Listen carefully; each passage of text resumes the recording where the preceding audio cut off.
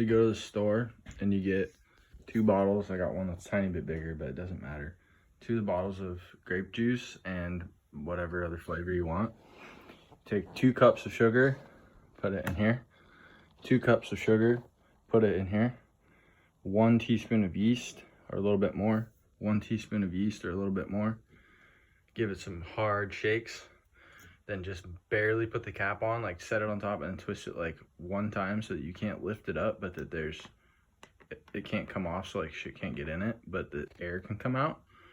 And within like 30 minutes, you'll start seeing bubbles. This morning I was an idiot because I heard you're supposed to shake it up every couple days, but that was just on a blog. I went and watched an actual video. You're not supposed to shake it because it creates carbonation, because it's breaking down the sugars. The yeast eats the sugar and turns it into alcohol, and then the other 46% or whatever is alcohol, and then like the other 50 some odd percent is carbon dioxide, and it comes out and it pushes the air out through this. So you just leave it for anywhere from 18 to 21 days, and yeah, you literally just let it sit. It needs to be in about 70 to 75, so like my cabin's perfect because it's always warm. It gets a little chilly at night, but it's not too bad. It's still bubbling. Like, as you can see, the bubbles are going nuts. It smells really fizzy and juicy and like fruity, so it doesn't smell bad or like anything. It just ferments, and that's all you do. You don't touch it. Make sure that it's new bottle though. Like, you open it, you pour out a little bit into a cup, about that much, so it doesn't overflow.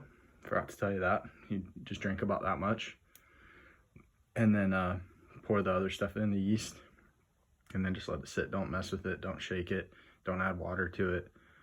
And then at the end, I'm looking into, I think there's like potassium something, like sulfate or sulfate or something you add to it at the very end, or you put it in cold temperature to stop the fermenting process, and then it's done. And then you can filter it and strain it if you want to and make it, it's called fining, and it takes out all of the yeast. You don't have to, it tastes good. Or you can just put it through a coffee strainer, or you can just put it through any strainer, or just drink it, whatever you want. So it's like toilet brew, basically prison brew, but it's my room brew.